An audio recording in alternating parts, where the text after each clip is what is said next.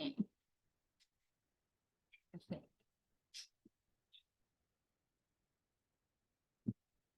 All right. Hopefully everybody can see me. Everybody can hear me.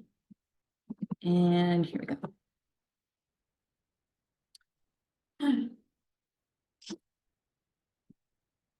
Okay. Welcome. Thank you all for coming today, and thank you for joining my study. My name is Cassandra Watson, today, and I'm a resident PI, Mike Barenthal right here, and in the botany and plant technology program, seeking. Okay. Welcome everyone, and thank you for joining my committee and being here today to discuss my program of study. My name is Cassandra Watson. I'm pursuing a PhD in botany and plant pathology here at OSU, and my PI is Nick Parrish. I am a graduate fellow and funded through NASA's FINESST Program, which I'll talk to you about later.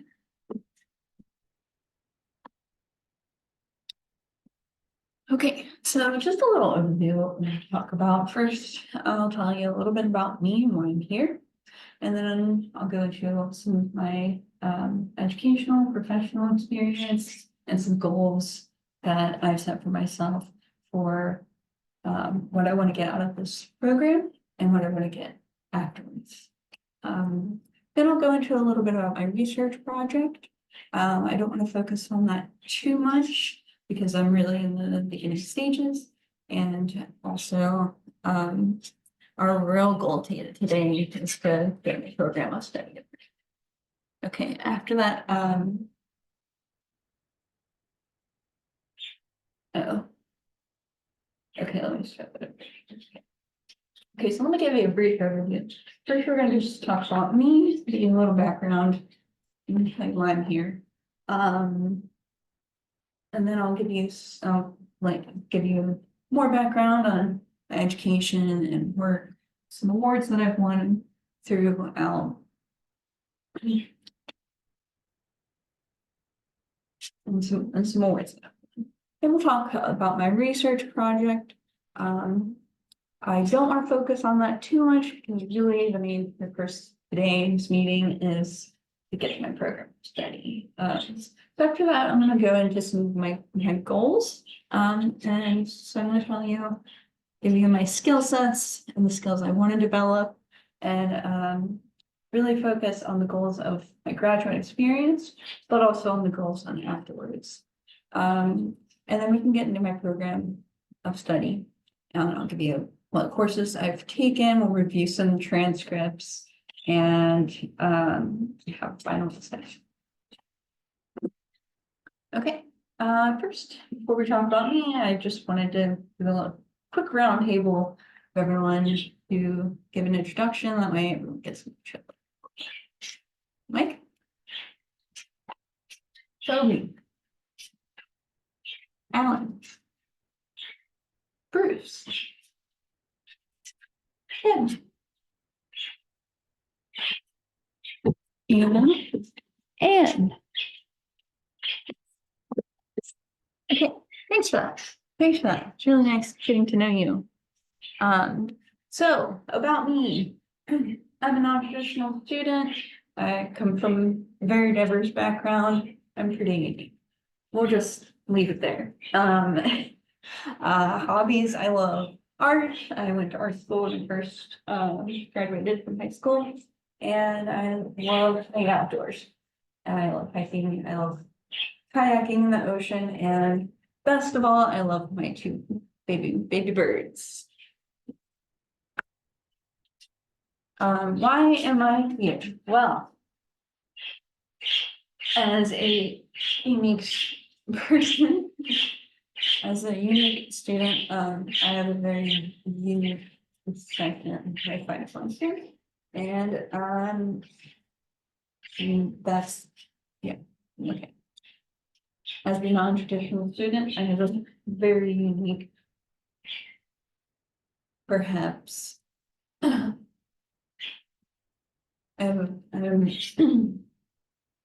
I have an odd obsession with phytoplankton. I have an odd obsession with plankton. I enjoy challenging myself. And wait, okay.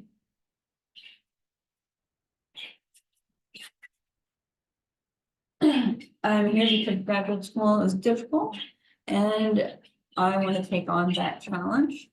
And that way I can make myself a better person, to be a better role model for not just the people around me, but for the next generation of scientists altogether, especially those in underrepresented groups. I'm here because I want to make an impact on this world, right? So I want to fight for climate change and I want to find my role there. I'm here obviously to gain skills and to get a PhD. And I'm here because when I was an undergrad, I got a NASA Student Academic Research Review Award and a Research Review Fellowship, which allowed me to delve into lots of different papers, and I just kept seeing Mike Bairfield's name over and over again, and I really was interested in his work, so I sought him out, and he took me in. So, educational background, well, during high school, I went to a vocational school for the last 2 years and studied interactive media. And then after high school, I went to the Art Institute of Chicago, Illinois, and studied graphic design and video production. I had to withdraw due to financial circumstances and wasn't able to return to school until 2015.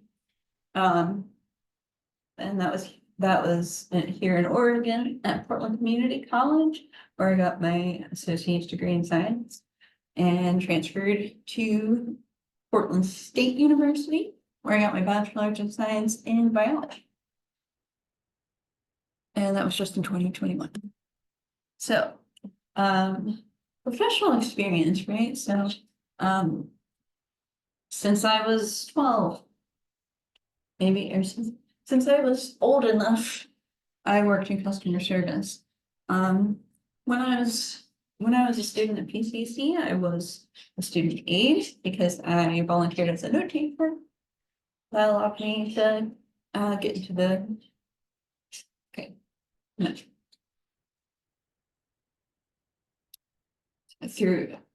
Since I was old enough to work, I worked in customer service, and that was until I was at PCC, and I volunteered as a note taker, and then they asked me to become a student aide and for the Disability Resource Center at PCC. And then from there, after lots of coursework, I decided I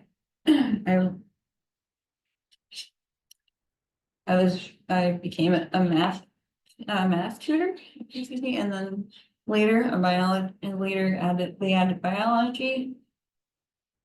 Never mind, I'm not gonna say that. So customer service. It's a professional experience, right? So since I've been old enough to work, I've worked in customer service.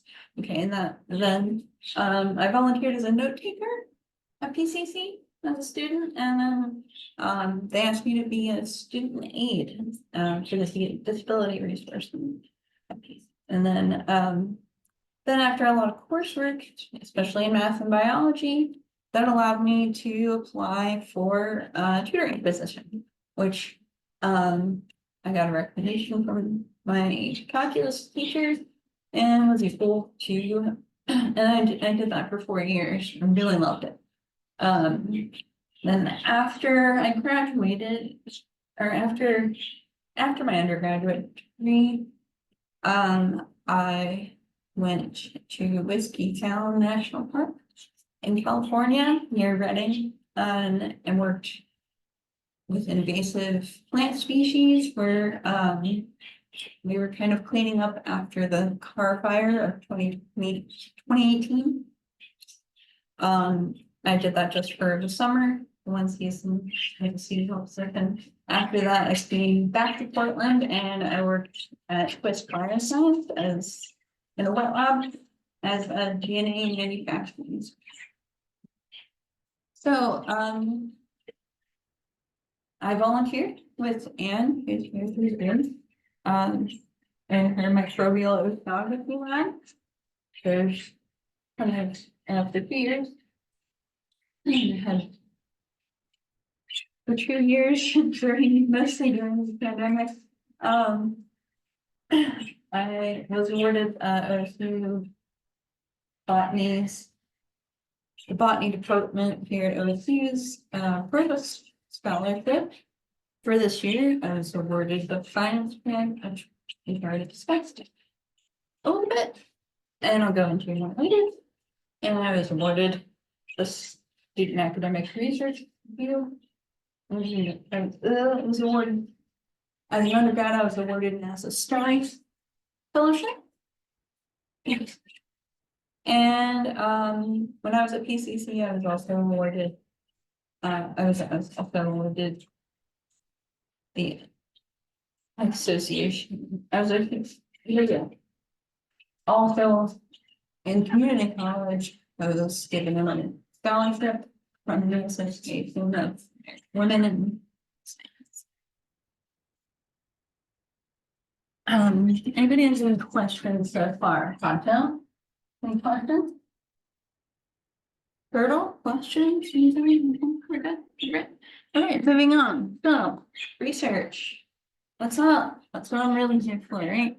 So, and this past summer, I applied. Wait, sorry, anyway. Go through NASA's Rose's organization. Rose's funding, right? Through NASA. I applied to the future investigators of space science and technology. And my I was awarded the future investigators of NASA's Earth and Space Science and Technology Grant. Mouthful. It's the finest grant. Going from there. So my title of the proposal was Dynamics and Decadal Changes in Marine Phytoplankton Flumes Captured in Ocean Color Remote Sensing. Mouthful. So basically what I want to look at is how phytoplankton patterns, phytoplankton bloom patterns have changed across the globe over the last 25 years. And so I really want to look at if you're familiar with any of NASA's satellites, the Modus Aqua sensor, as that's coming to a close with the new speed mission. I kind of want to wrap that up, give it a nice overview of how all the data is collected throughout its life. My main research questions are how phytoplankton patterns are changing, which I just said. But I really want to also dig into one of the mechanisms, one of the physical features and environmental conditions and how that connects to the climate. And the significance of that is global climate change. How do phytoplankton play a role in the climate?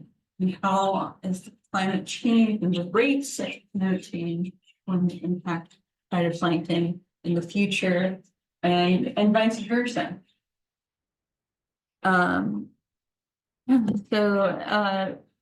Just a little flowchart of how I plan to do this, collect data, this is just a nice little picture to me. That's where I'm at. First steps, right? Just getting to know the data and kind of exploring it, looking at the relevant environmental properties, thinking about turbulence, mixed layer depths, nutrients, light, that sort of thing. Next after that, I'm going to be really delving into defining a poison. So looking at how the accumulation of phytoplankton is equivalent to the growth rates of phytoplankton minus their loss, which comes from like anything like such as grazing, lack of nutrients, straight sinking, turbulence, viral lysis, and then I'm gonna hone in on certain regions where I'm finding patterns that seem to be maybe matching up to some of these environmental conditions, and then investigate them. Try to come up with good straightforward hypotheses and see if I can test them out using data. This is just a little bit of my progress. So like my plan is kind of to bend the world, so to say. I want to look at different quadrants around the globe and see how one quadrant might be different than the quadrant next to it or within it. And just look, and that's looking at chlorophyll concentrations and phytoplankton biomass, looking at backscatter. And my main tools for this right now is what I've been focusing on the most is learning by coding MATLAB and then also using GIS for the spatial analysis. I'm gonna practice it again.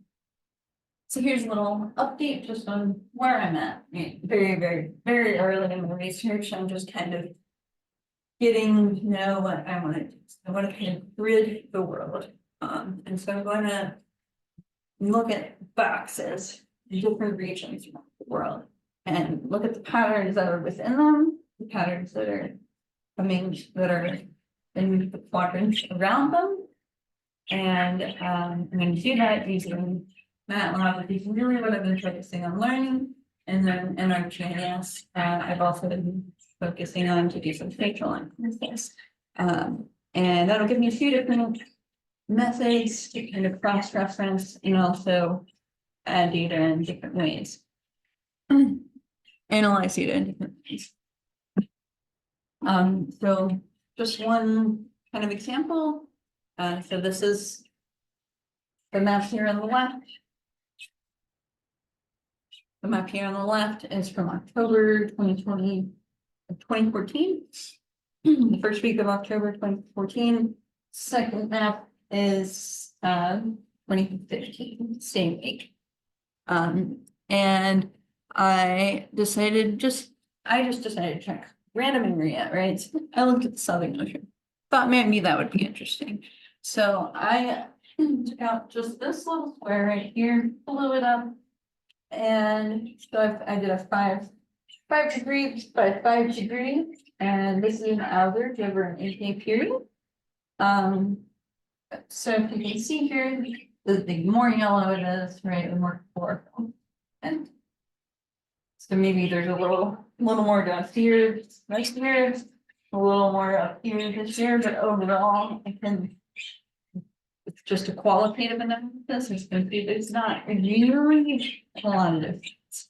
And that's just from 1 year to 1 year. And I wouldn't expect a big difference. So I think I'm getting on the right track.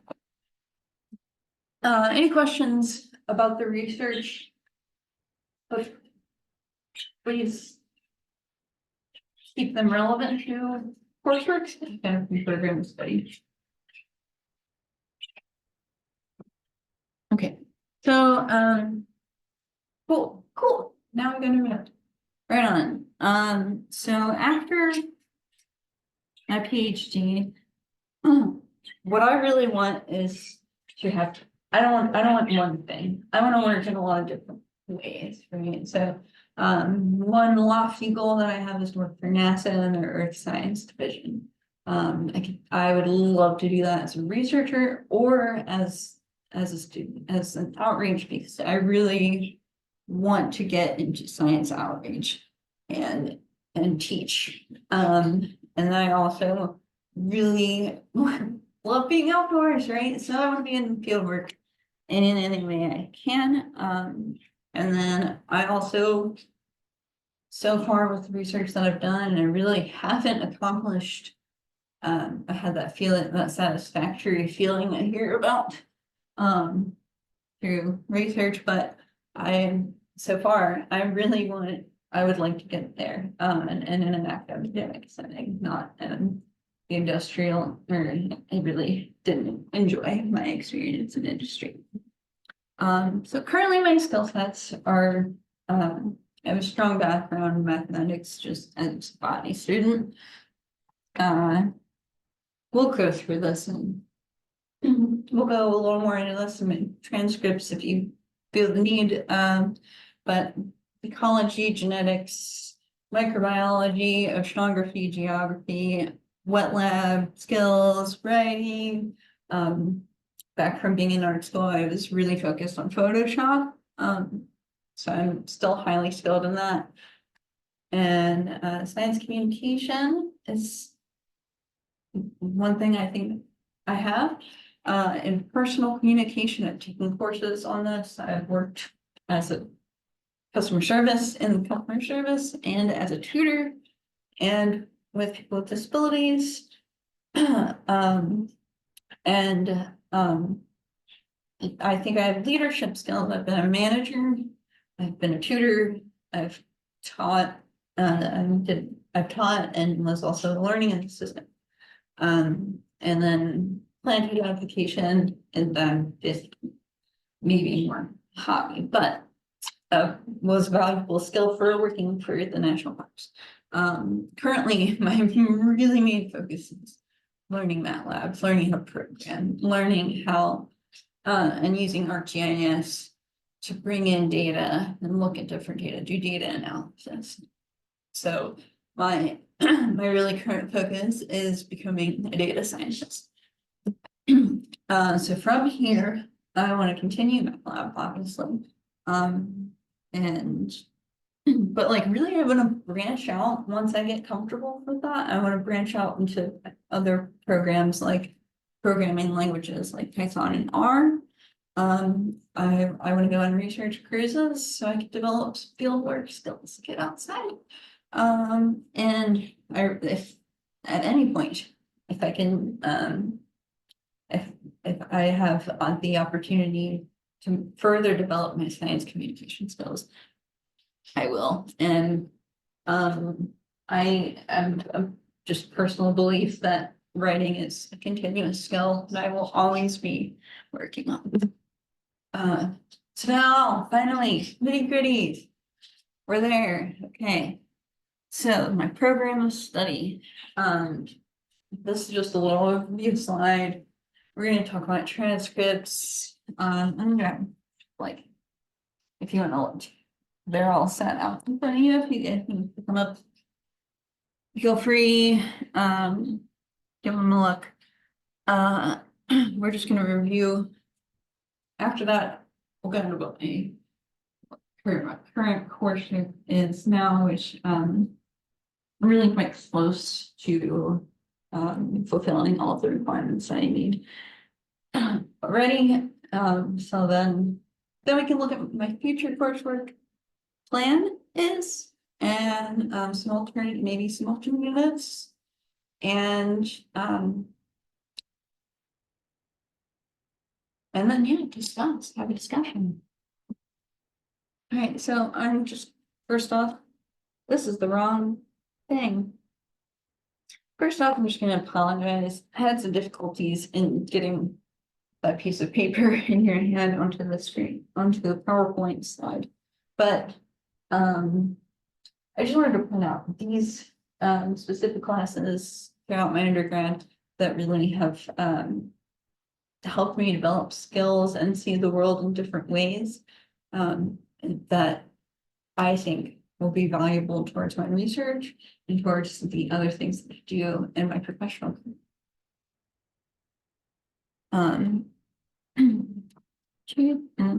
So far, right, and most of you have already taken. This adds up to 28 credits. I need 36. So I'm actually pretty close. I'm gonna go ahead and say sorry. MATLAB is hard. Overall, I think I'm going to be okay. Currently, I'm studying photosynthesis and biology with Mike. And I'm also working on NGIS and on advanced statistical analysis. What I'm thinking about doing. So in the fall, I want to take, so next year, I plan on taking the statistics, just kind of the mean statistics series, which is methods and data analysis. So I'll take that in fall, winter, and spring. In the fall, I want to take this course that's offered, which is called Effective Communication of Environmental Change Science. I think that's would be a really nice way to tie in science communication and outreach to my research and to my goals and to just who I am.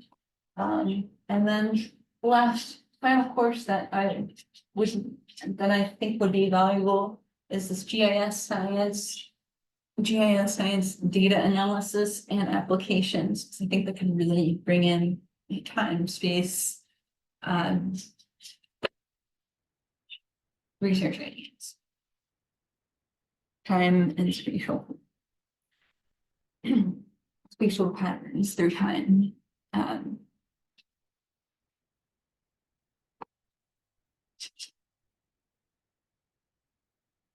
Because I really think that would help me develop skills in spatial temporal analysis. I have a couple of alternative classes I've been considering. Really just instead of that last GIS class, I can take this data analysis and time and space domains, take this time series course in stats. There's also another GIS class that I could take on GIS and programming, which kind of marries the two. Might be a really good idea. So what do you guys think? Cool. I'm done. So any questions on? I should put a question slide. Okay.